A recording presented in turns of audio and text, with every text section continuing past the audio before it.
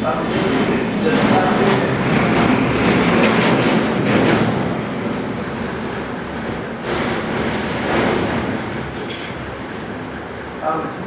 दत्तात्रेय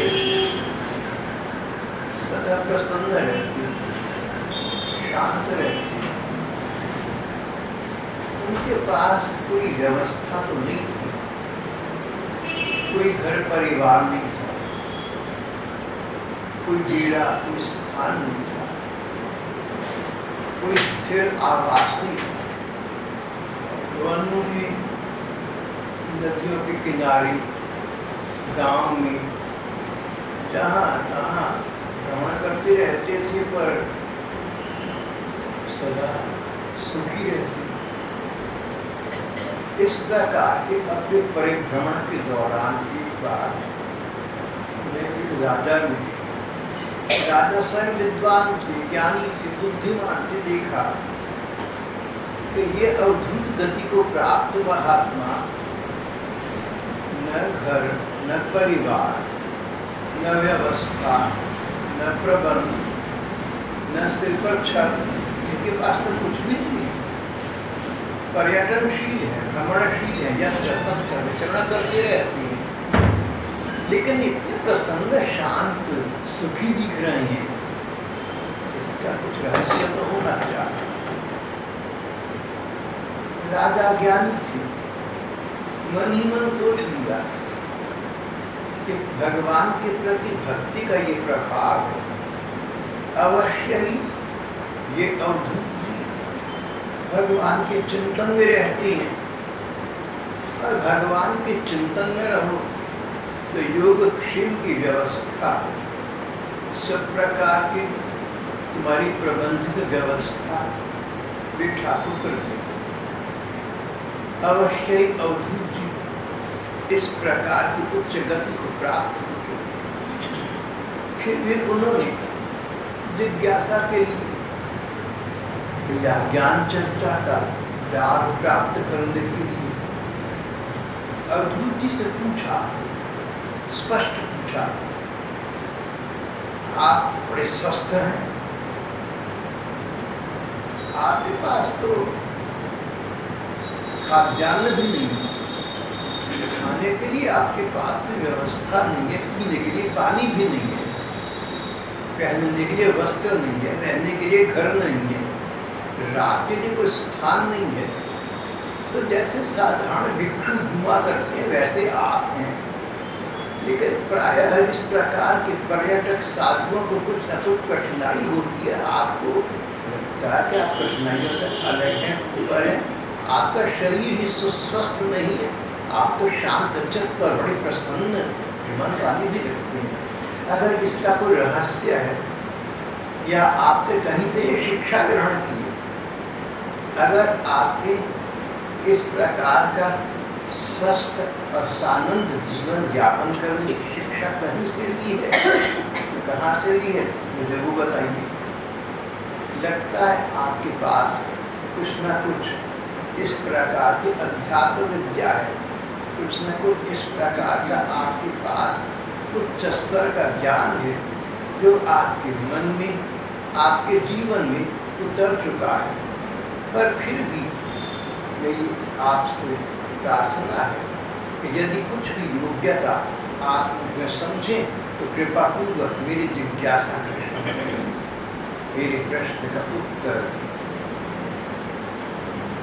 दत्तात्रेय जी सचमुच वैसे ही अकिंचन निष्कंचन थे जैसे राजा ने कहा और देखा,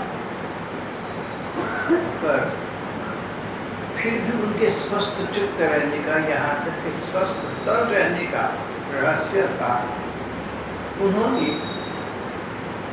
अपने जीवन से अनेक प्रकार की शिक्षाएं, जिस समाज में रहते हैं उस समाज से शिक्षाएं, उन्होंने जड़ पदार्थों से शिक्षाएं ली, पृथ्वी के पंच तत्वों से शिक्षाएं ली, जल, वायु, आकाश, अग्नि, पृथ्वी, सूर्य और चंद्र से शिक्षा ली।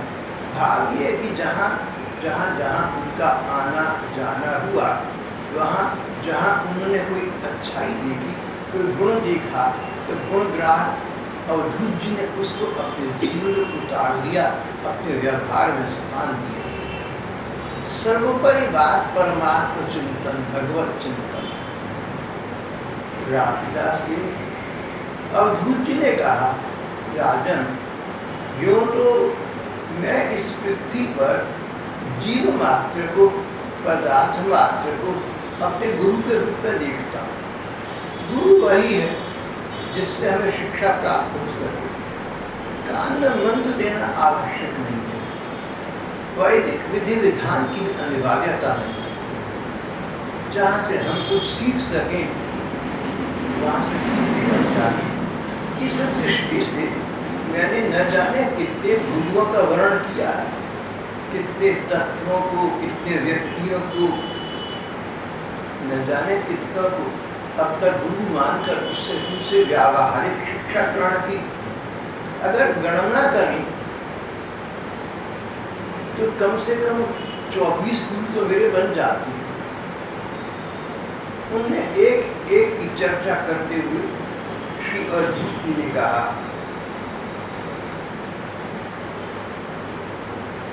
कि व्यक्ति को समुद्र से शिक्षा देनी चाहिए। मैंने महासागर से शिक्षा ली। अवधूत जी जहाँ तहाँ भ्रमण करते रहते थे, एक स्थान पर टिककर तो रहते नहीं थे। कभी समुद्र के किनारे घूमने निकल जाते, कभी नदियों के तट पर। उन्होंने समुद्र से शिक्षा ली। साधक को, साधक जो भगवान को पाना चाहे, साध हो जिसमें, और साधना करे, प्रयत्न करे उन प्रभु को प्राप्त करने की, जिससे हमारी भक्ति ग्रंथ में साधक कहा गया है। श्री अवधूत जी ने कहा, साधक को सर्वदा गंभीर रहना चाहिए। किसी भी निमित्त से उसे शोक न होना चाहिए। तुम सदा प्रसन्न रहना, स्वस्थ चित्त रहना, गंभीर रहना। गंभीर जीवन में उथल पुथल आए, उतार चढ़ाव आए, प्रकार प्रकार के घटनाक्रम तुम्हारा सामना करें, उनको स्वप्नवत समझना। उनको सोचना ये तो आने हैं, आएंगे ही, जैसे आए हैं एक दिन चले भी जाएंगे। अपने जीवन को इस शरीर के जीवन तक सीमित न रखना। हमारा जीवन अनंत है, हमारा जीवन अंत होने वाला नहीं। शरीर का अंत होता है, हमारा अंत नहीं होता। ये शरीर, इसका समापन होगा, एक दिन समाप्त हो जाएगा, तो क्या हुआ? हम किसी दूसरे शरीर में प्रवेश करेंगे। पहले भी न जानिए कितने जन्मों में हम कितने शरीरों में रह चुके। जिस समय जिस शरीर में रहते हैं उस समय हम शरीर को ही मैं हूँ ऐसा मानते हैं। और अवधूत जी ने कहा, सब समस्याओं का जड़ ये भ्रम है कि जिस शरीर में हम आज रह रहे हैं इस ही शरीर को अपना मानते हैं, और हम ये नहीं सोच पाते कि इस पहले भी शरीर रहे होंगे तब हमने उनको अपना माना, आगे और शरीर मिलेंगे हम उनको अपना मानेंगे। संसार के रिश्ते नाते, संसार के सारे संबंध संपर्क इस भौतिक देह को, इस भौतिक शरीर को लेकर। तुम अपने आप को और संसार को लौकिकता की दृष्टि से मत देखना, अलौकिकता की दृष्टि से देखना। अपनी वृत्ति घोर भौतिकता को मत रखना, तुम अपनी दृष्टि को अध्यात्म प्रधान बनाना। तुम दृश्य जगत तक अपनी दृष्टि का परिसीमन न करना। तुम अदृश्य जगत कोई है, वो वास्तविक है, सत्य और सत्य वस्तु है, उसका विचार करो। इस प्रकार का विचारशील व्यक्ति गंभीर रहता है, सागर की भांति गंभीर रहता है। सागर के जल में न जाने कितनी उथल पुथल होती है, मगर सागर गंभीर, उसका जल अपनी परिधि को छोड़कर नहीं जाता। सागर गंभीर बना रहता है। प्रत्येक वर्ष वर्षा ऋतु आती है, न जाने कितनी बरसाती नदियाँ अंततः इस सागर में जाकर अपनी स्वतंत्र सत्ता खो देती हैं, सागर के जल में विलीन हो जाती हैं, सागर का जल स्तर बढ़ता है और सागर गंभीर रहता है, शांत रहता है। केवल जब पूर्ण चंद्र को देखे तब ये सागर, इसमें ज्वार भाटा आ जाता है, उछलता है। इसी प्रकार श्री अवधूत जी के कहने का भाव ये था, इसी प्रकार हम लोगों को अपने स्वभाव का निर्माण करना चाहिए। हमारे जीवन में कष्ट आए, कठिनाई आए, शत्रु मित्र ईर्षा द्वेष अपने पराई, इस प्रकार न जाने कितने पात्र आएंगे, कितनी घटनाएं घटेंगी, सो तो सभी के जीवन में है। पर इन सब के प्रतिकूल, इन सब के बावजूद जैसे सागर शांत रहता है, इस प्रकार तुम भी शांत रहना, बार बार शांत रहने का प्रयत्न करना, भगवान के भरोसे करना, तो तुम शांत रहने में, प्रत्येक स्थिति में शांत रहने में सफल हो जाओगे। तुम प्रयत्न करना, परमात्मा उसको परिपूर्ण करेंगे। इस प्रकार इस शांति के पथ पर अग्रसर होना। जिस प्रकार पूर्ण चंद्र को देखकर ही महासागर में ज्वार भाटा आता है, ऊपर उछलता है, उसी प्रकार केवल मात्र भगवान और भगवान के प्रेमी जनों को देखकर तुम्हारा हृदय उच्छलित हो। वास्तविक उच्छलन, उछलना, कूदना, प्रसन्नता में प्रसन्न चित्त होना, सुख पाना, हृदय का आनंदित होना, मन का अविराम सुख में विश्राम करना, ये सब हो केवल मात्र ठाकुर के सहारे, केवल मात्र भगवान के भरोसे, केवल मात्र उन भगवान को दृष्टिगत रखते। जो भगवत भक्त है, जो साधक है, वो संसार के सुख दुख उथल पुथल से प्रभावित नहीं होते, लेकिन केवल मात्र भगवान के स्मरण से, भगवान के विचार से, भगवान की रूप के ध्यान से, भगवान की लीलाओं के चिंतन से, भगवत परक विचारों से और अंततः उन भगवान की साक्षात झलक या साक्षात दर्शन प्राप्त करके अपनी सीमाओं का उल्लंघन कर जाते हैं। शिव जी हैं, अपने सत्य स्वरूप में स्थित रहते हैं, संसार से लेना देना है। जगत की सर्व सुंदर, स्वर्ग में सबसे अधिक सुंदरी पार्वती, सौंदर्य पुंज की मूर्ति, अंग अंग से सौंदर्य झांक रहा है। इस प्रकार के जगत जननी भगवती श्री पार्वती जी, जिनकी पत्नी के रूप में साथ रहती हैं, शिव जी को देखो इतने गंभीर, उन पार्वती जी के साथ जब एकांत में बैठते हैं तो भगवत चर्चा करते हैं, राम चर्चा करते हैं, कृष्ण चर्चा करते हैं, हरि कथा।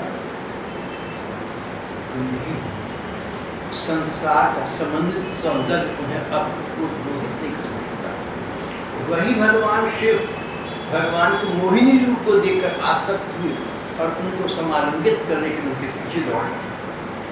अगर शिव जी के हृदय में कभी ज्वार भाटा आया, अगर किसी के प्रेम के लिए उनका हृदय पुलकित हुआ, तो केवल मात्र परमात्मा, केवल मात्र भगवान। हमारा संसार से लेना देना उतना होना चाहिए जितने की समाज में हमें अनिवार्यता है, हमें आवश्यकता है। उससे अधिक आगे संसार से संपर्क मत रखना। कहाँ पर ही सीमन है, सीमा कहाँ है, ये व्यक्ति ने स्वयं देखना है। 10 पार एंड 2 पार तक संसार से किस अंश तक, किस चंद्र बिंदु तक हमने अपना संबंध रखना है और उसके बाद बिल्कुल नहीं रखना है। ये विचार साधक को स्वयं रखना चाहिए।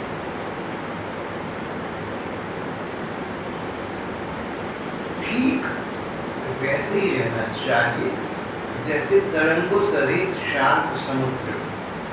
समुद्र वर्षा ऋतु में नदियों की बाढ़ के कारण बढ़ता नहीं और न ही गर्मी में घटता है। इसी प्रकार भगवान के परायण साधक को संसार की पदार्थ की प्राप्ति से न तो उत्फुल्लित होना चाहिए और न उनके घटने से उदास होना चाहिए। संसार की किसी घटना से, किसी घटनाक्रम से उसे शुद्ध नहीं होना चाहिए, उसे क्षोभ नहीं पड़ना चाहिए।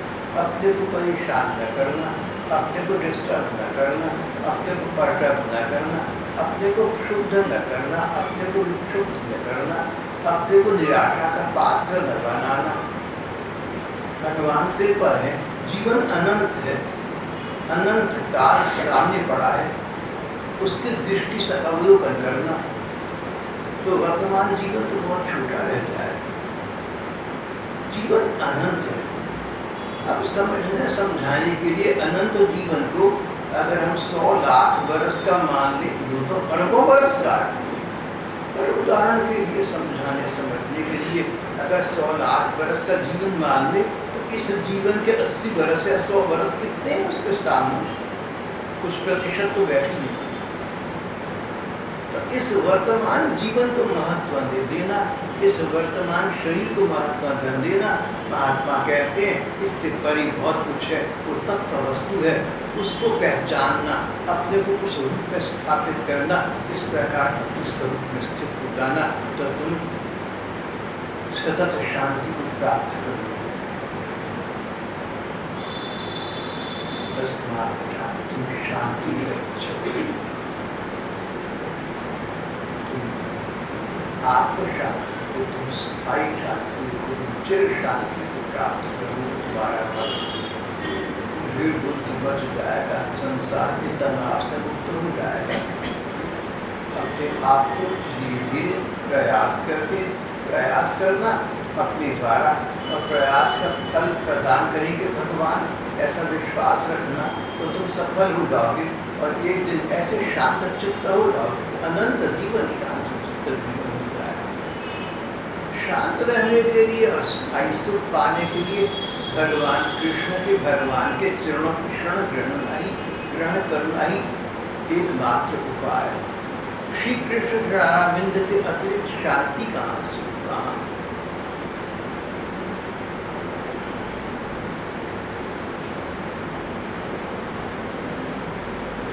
किसी घटना से क्षुब्ध न होना, किसी घटना से उदास न होना, किसी बात से निराश न होना। सागर से अवधूत जी ने जो शिक्षा ग्रहण की, उसका विवरण उन्होंने अपने सामने उपस्थित राजा को प्रदान किया।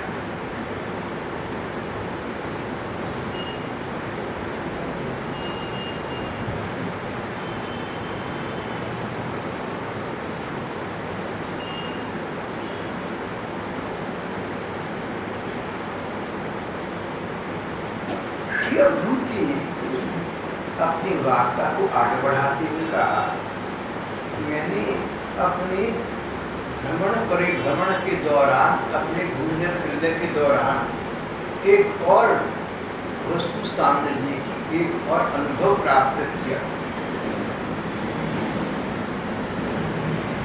मधुमक्खियां शहद एकत्रित करने के लिए बड़ा प्रयत्न करती, बड़ा प्रयत्न करती, बहुत दूर दूर तक भाग जाती, गर्मी सर्दी में जहाँ तहाँ से एकत्रित करके शहद लेकर आती हैं, उसको छत्ते में जमा करती हैं।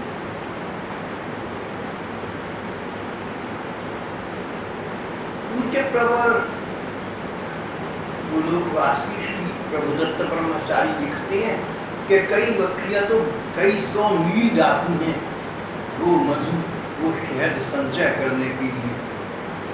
न जाने कितनी मक्खियां कितनी दूर जाकर, कितने श्रम से जैसे तैसे करके अपने छत्ते में शहद एकत्रित कर लेती हैं।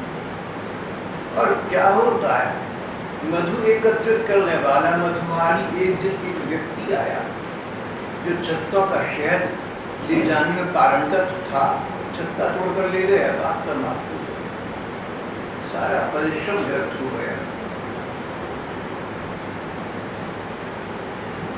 संसार के लोभी पुरुष बड़ी कठिनाई से धन का संचय करते हैं। वह संचित धन न किसी को दान देती हैं, न स्वयं उसका उपभोग करती हैं, बस जैसे मधु निकालने वाला मधुमक्खियों के द्वारा संचित रस को निकाल ले जाता है, वैसे ही समय वैसे ही काल उनके संचित धन को उनसे ले जाता है। उस धन के टोह में रहने वाला कोई दूसरा पुरुष ही उनके धन का भोग करता है, सब उनको कुछ मिलता है।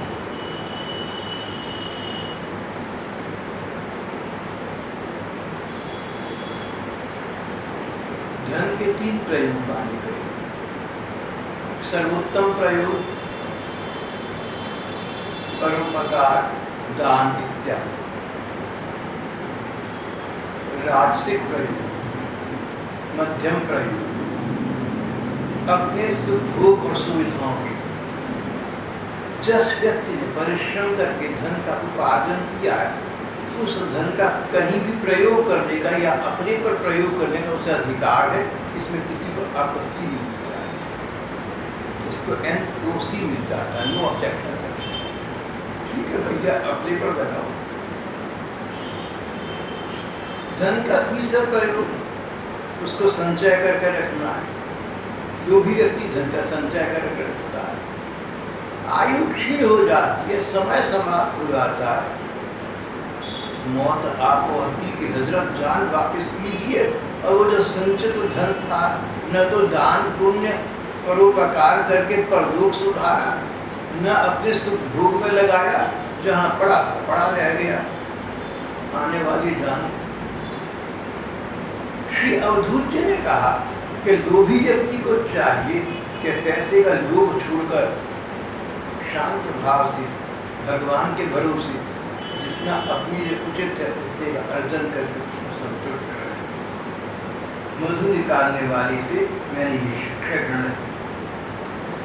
संसार के लोभी पुरुष बड़ी कठिनाई से धन का संचय तो करते हैं, परंतु वह संचित धन न किसी को दान करते हैं, न स्वयं उपभोग करते हैं। बस जैसे मधु निकालने वाला मधुमक्खियों द्वारा संचित रस को, मधु को, शहद को निकाल कर ले जाता है, वैसे ही उनके जमा किए धन को भी उसकी टोह रखने वाला कोई दूसरा पुरुष ही भोगता है।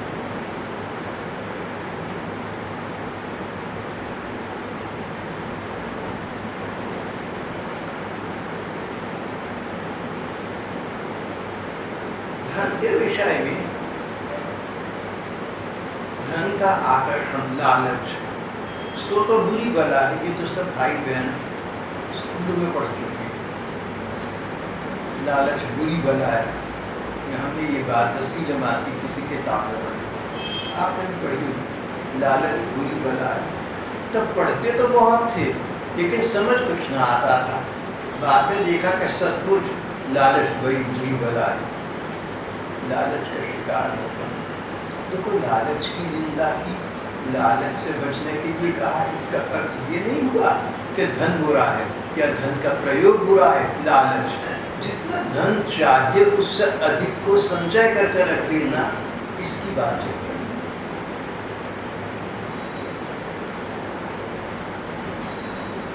धन किस प्रकार व्यक्ति को अशांत रखता है। धन की चाह, धन की चाह व्यक्ति को अशांत रखती है, और भगवान के प्रेम धन की चाह उत्पन्न हो जाए तो चिर शांति की प्राप्ति हो जाती है। इसका श्री अवधूत जी ने एक ऐतिहासिक उदाहरण दिया, जो उन्होंने अपनी आंखों से देखा। उन्होंने अपनी आंखों से देखा। एक बार तीर्थ यात्रा के दौरान श्री अवधूत जी मिथिलापुरी गए। आजकल मिथिलापुरी बिहार राज्य में। मिथिला की बेटी सीता जी थी, जहाँ के राजा जनक थे।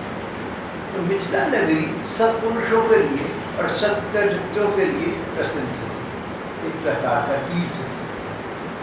लेकिन संसार में निरपवाद तो कुछ भी नहीं होता।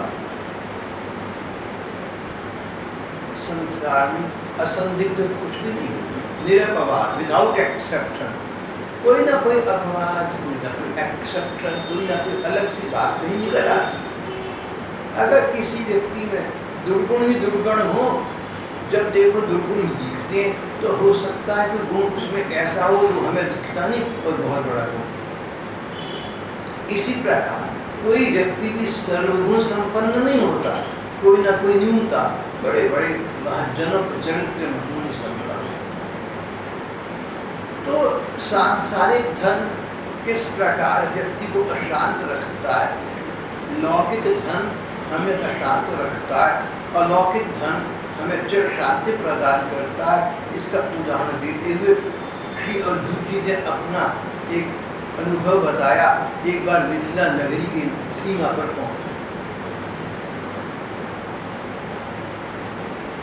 रात के समय एक गली से गुजरते हुए देखा क्या कोई सजी धजी महिला अपने घर के बाहर के दरवाजे पर लटक रही है, टंगी हुई है, बाहर देख रही है, बार बार कभी दाएं देखे कभी बाएं देखे।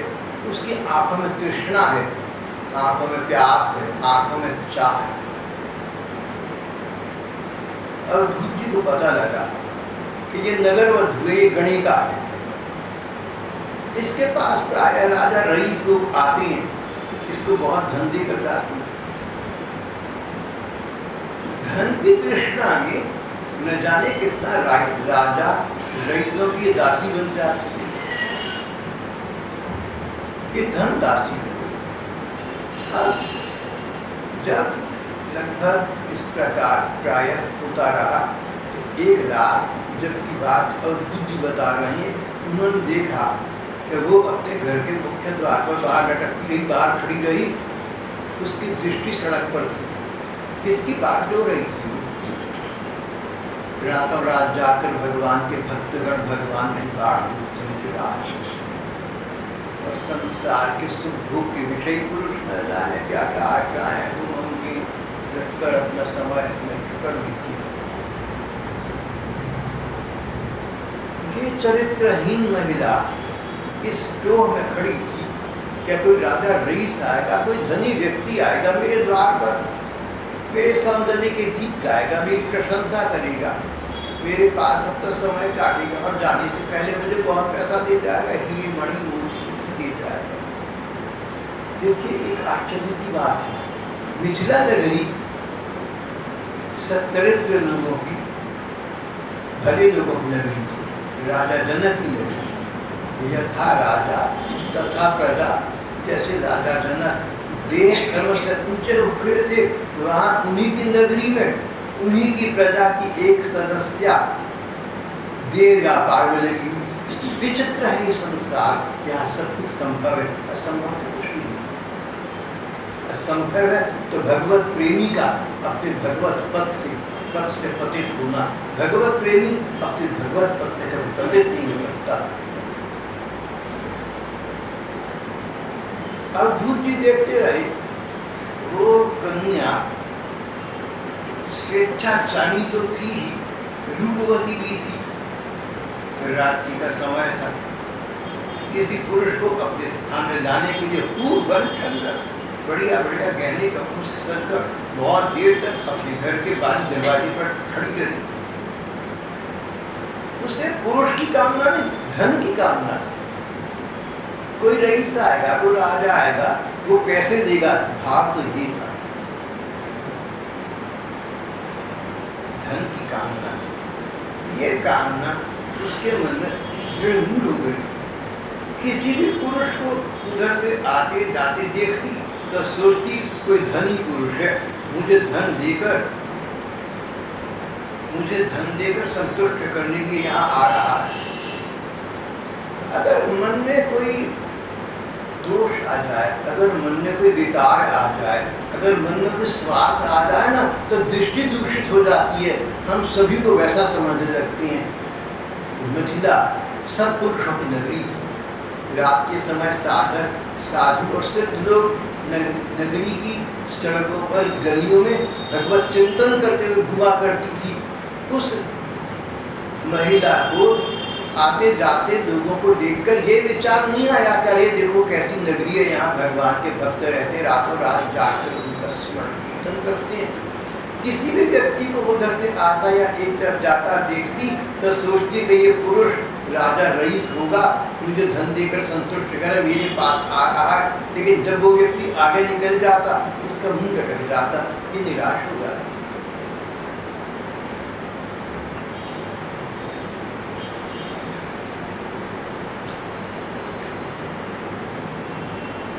आने जाने वाली आगे बढ़ जाती, तब फिर वह संकेत जीवी महिला यही सोचती, अवश्य ही अब की बार कोई धनी मेरे पास आएगा जो मुझे बहुत सा धन देगा। होपिंग अगेंस्ट होप, पुरुष तो रात भर सड़क पर चल फिर रहे थे, कोई पुरुष आता तो सोचती कि ये पैसे देगा, मेरे पास आएगा, लेकिन वो अपने मार्ग पर चला जाता। बार बार ऐसा हुआ, तब भी विकृत बना उस महिला को ये विचार न आया कि भाई कोई साधु संत होंगे, भगवत चिंतन के लिए घूम रहे हैं। उसके मन में फिर भी ये विचार आ रहा था, नहीं नहीं, कोई तो आएगा जो मेरे पास आएगा, मुझे पैसे देगा।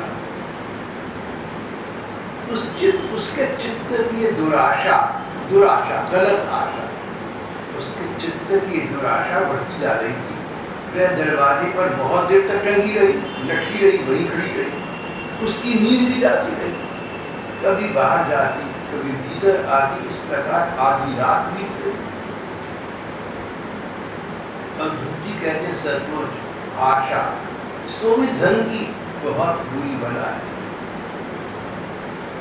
धन की बाट जोते जोते उस बेचारी का मुंह सूख गया, चित्त व्याकुल हो गया, और उसका उत्कर्ष, उसका पर्यवसान, उसका पराकर्ष कहाँ हुआ? कोई संस्कार जागे।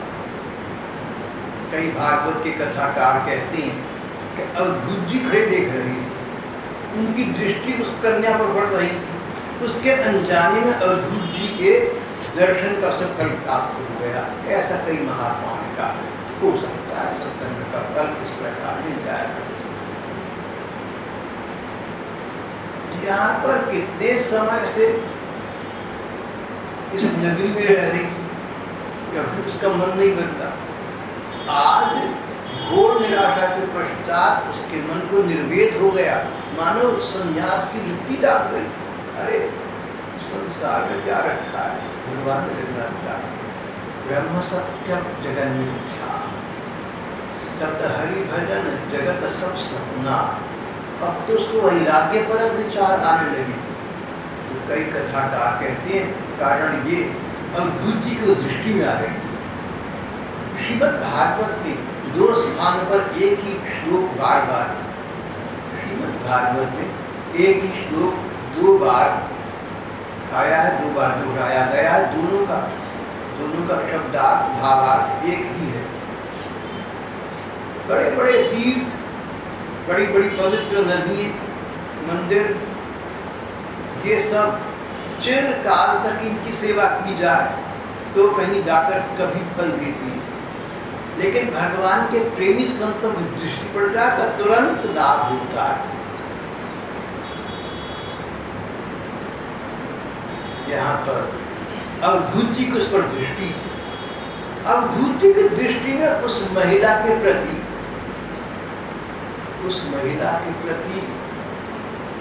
भावना निंदात्मक नहीं थी।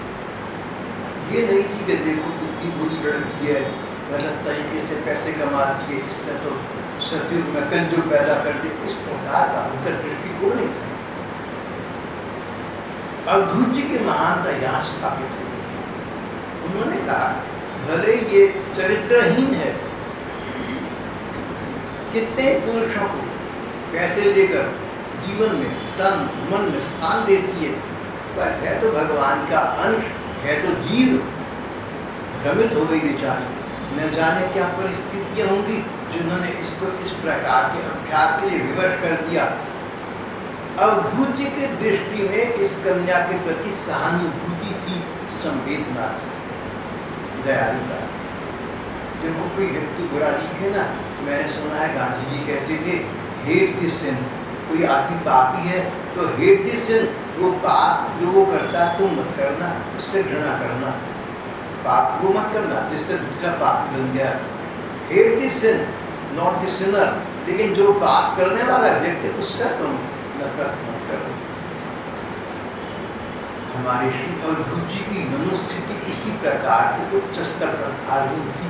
उन्होंने उस निम्न की कन्या को देखा तो उनके मन में उच्च भाव उत्पन्न हो गए, उनके मन में संवेदना जागृत हुई, करुणा जागृत हो गई। इसी प्रकार इसका उद्धार हो गया। उनकी दृष्टि में करुणा थी और इतनी करुणा, इतनी उन्नत दृष्टि, उस कन्या पर ऐसा प्रभाव पड़ा कि देखते देखते उसका मन बदल गया। यूँ तो आज भी निराशा ने उसको हताश होकर जीवन से मोड़ प्रदान किया था, पर इसमें मुख्य योगदान उन अवधूत जी के दया दृष्टि का था, ऐसा कथाकार कहते हैं। भागवत के मूल ग्रंथ में इसका कोई कारण नहीं दिया गया।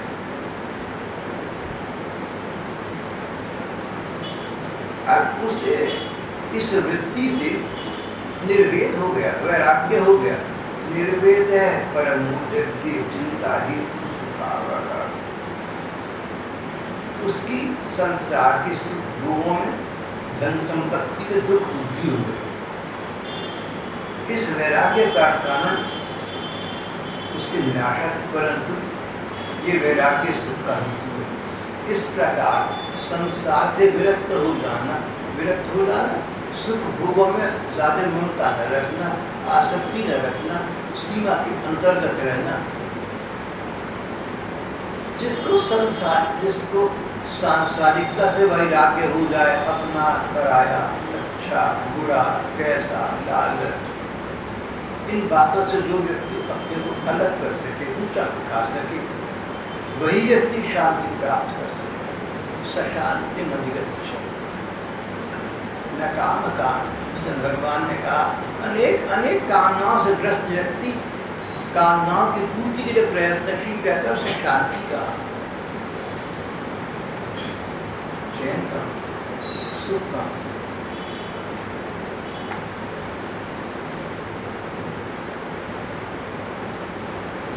जो भगवत भाव में लग गया, जो साधना में लग गया, भगवत प्राप्ति की दिशा में लग गया, वो व्यक्ति संसार में रहता सशांति में अधिगच्छति। वो वास्तविक शांति को, स्थायी शांति को, चिरस्थायी शांति को प्राप्त कर लेता है। ब्रह्म निर्वाण क्षति, ब्रह्मानंद को प्राप्त कर लेता है, सहज स्वरूप में स्थित होता है, लोक परलोक दोनों का कल्याण कर लेता है, तरन तारण बन जाता है, स्वयं तर जाता है, आस पास और भी कई को उतार देता है।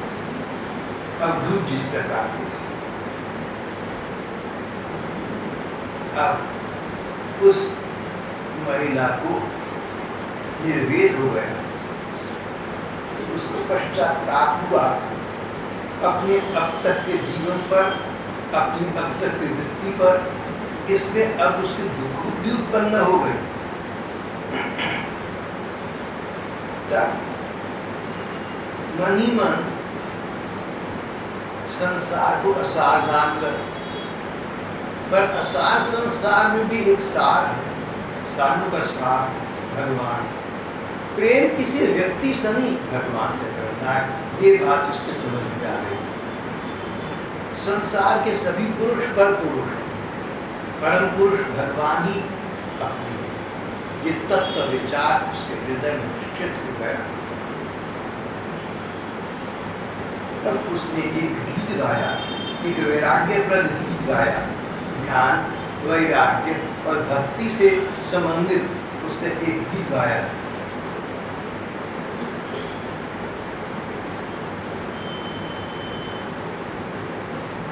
उसने कहा, हाय हाय, मैं अपनी इंद्रियों के अधीन हो गया। मेरे मोह का विस्तार तो देखो। इन व्यर्थ के हाड़ मास के पुतलों से मैं सांसारिक कामनाएं पूरा कराना चाहती, सुख की लालसा रखती। कितनी दुख की बात है, मैं कितनी नासमझ हूँ। मैं बाहर खड़ी देखती, राह देखती हूँ, जो देखती हूँ, मार्ग देखती हूँ, कोई पुरुष आएगा धन देगा इत्यादि, जबकि जो परम पुरुष परमात्मा है वो तो सच्चे हृदय के स्वामी मेरे अपने हृदय में विराजमान है। बोला बाहरी वृत्तियों की मुझे क्या आवश्यकता है, बहिर्गमन की क्या आवश्यकता है, बाहर निगाह डालने की क्या आवश्यकता है, बाहर में अपना मन लगाऊं, बाहर मुंह लगाऊं, बाहर देखूं, क्यों? मेरे अपने अंदर भगवान का मंदिर है, मेरा मन ही भगवान का मंदिर है। अब से मैं अपने इस मन मंदिर में श्री भगवान की मनमोहक मूर्ति का ध्यान करूँ, वे भगवान अवश्य अवश्य मुझे कृतार्थ करेंगे। दुख की बात है, मेरे अपने हृदय में मेरे सच्चे स्वामी भगवान विराजमान है, सच्चा धन देने वाले भगवान है, वे मेरे हृदय में। मैं उनको छोड़कर बाहर अन्य तुच्छ पुरुषों का आश्रय देखती रही। ये तो स्वयं ही दुख, भय, रोग, मोह, शोक आदि से व्याप्त है। मैंने बड़ी नासमझी की जो मैं उनका सेवन करती हूँ। संतम समीपे रमणम रति प्रदम चित्त प्रदम नित्यम विहाय। बड़ी खेद की बात है कि मैंने अत्यंत निंदनीय आजीविका का आश्रय लिया, व्यर्थ में अपने तन और मन को क्लेश पहुँचाया, इसको पीड़ा दी। पर अब मेरा ये तन मन भगवान के चरणों में गिर गया है। मैं बहुत नासमझ थी जो मैंने अब तक अपना समय व्यर्थ के क्रियाकलाप में गंवा दिया।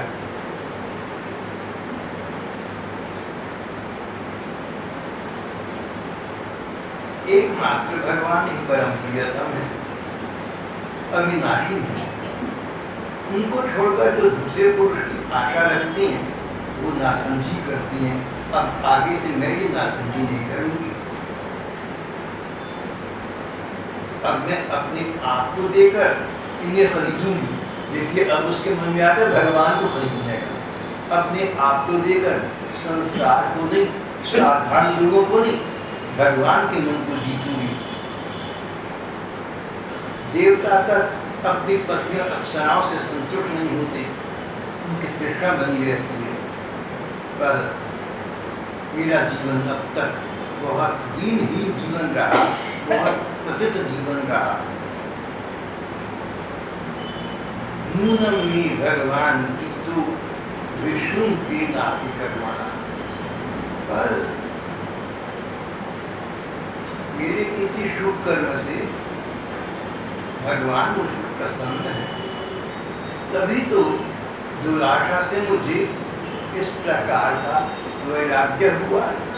मैं तो निराश हो गई थी जीवन से, संसार से, पर उसके ही परिणाम स्वरूप संसार से विरक्त हो गया। मेरा मन हट गया और भगवान में लग गया। अवश्य ही मेरे पूर्व जन्मों के कोई संचित संस्कार अच्छे सच्चे होंगे, अवश्य ही भगवान की मैं कृपा पात्रा। अगर मेरा मन थोड़ा सा भी भगवान को जाता है तो भगवान की कृपा तो मुझे प्राप्त है। अगर हमारा मन, अगर तुम्हारा मन थोड़ा सा भी आपको में लगता है तो समझो तुम्हारे पूर्व जन्मों के अनेक अनेक शुभ संस्कारों का उस समय उदय हो गया है। संत प्रवर्षी भाई जी कहा करते थे कि कभी कभी तुम्हें ऐसा लगता हो दिन में, रात में अचानक संसारिकता में फंसे हुए, अचानक तुम्हारा मन उचाट सा हुआ, अरे मैं भगवान का नाम लेता तो अच्छा था। उस समय करोड़ों काम छोड़कर भी तुम भगवान का स्मरण करना, वो समय तुम्हारा बड़ा मूल्यवान है। जब बैठे बैठे विचार आया, अरे सत्संग करता, अरे भगवान का नाम लेता, अरे भगवान का स्मरण करता, स्वाध्याय करता, उस समय संसार के कोटिन त्यक्त्वा हरिं स्मरेत्, करोड़ों काम छोड़कर भी भगवान का भजन करो। वो भजन तुम्हें अक्षय धन की प्राप्ति कराएगा। वो भजन तुम्हें ऐसा धन देगा जो इस जन्म के, इस जीवन के बाद भी तुम्हें फलीभूत करेगा। इस जीवन में कमाया धन यही रह जाएगा, पर भगवान के स्मरण में कमाया धन परलोक में साथ जाएगा। उसका तुम संचय करना, उसको तुम अपने पास संजो कर रखना। वो तुम्हारी सच्ची नीति है, वो तुम्हारी वास्तविक नीति है।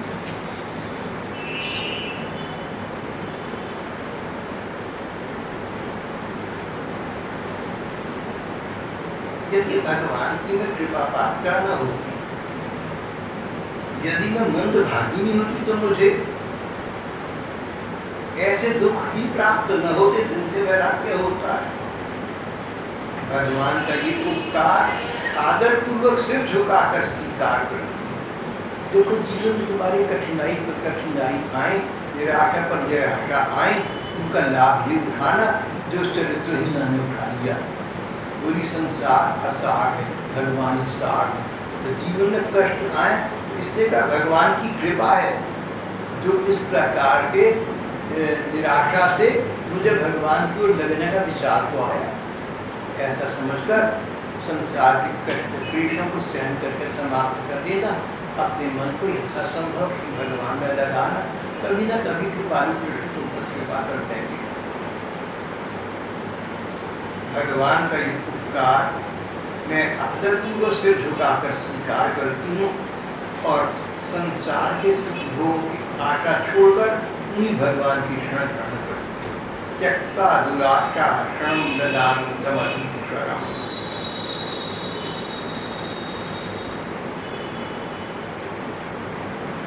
आत्मनुभूता निर्विद्ये यदाखिला। जिस समय व्यक्ति सांसारिकता से विरक्त हो जाता है, उस समय अपनी रक्षा वे स्वयं कर लेता है। उस गणिका का नाम पिंगला था। पिंगला ने ऐसा निश्चय किया, उसने अपने धनियों की दुराशा की आशा छोड़ दी, उनसे मिलने की लालसा का परित्याग कर दिया। शांत भाव से जाकर वह अपनी सेज पर, अपने शैया पर, अपने हृदय पर सो रही। बस अब उसका मन अन्य पुरुषों की इच्छा से ग्रस्त नहीं था। अब उसका मन मनमोहन का मंदिर बना हुआ था। श्री कृष्ण के रूप का ध्यान करके उसमें मग्न मस्त हो रही थी। उसे इस समय परमानंद की सुख की प्रतीति हो रही थी। कोई भी व्यक्ति अपने मन के अनन्य योग के द्वारा अपने एकाग्रचित्त से भगवान का ध्यान करके क्षणिक सुख इस प्रकार का प्राप्त कर सकता है और स्थायी सुख की नींव यहाँ पर डाल सकता है। सचमुच आशा ही परमम दुखम नैराश्यम परमम सुखम। आशा ही परमम दुखम, ये जो आशा है ना, यही सबसे बड़ा दुख है। नैराश्यम परमम सुखम, संसार से निराशा प्राप्त करना ही सबसे बड़ा सुख का कारण है। इस प्रकार का उस कन्या से पाठ लेकर श्री अवधूत जी महाराज ने कहा, राजन आपने पूछा था कि मैं इतना सुख से कैसे विचर रहा हूँ।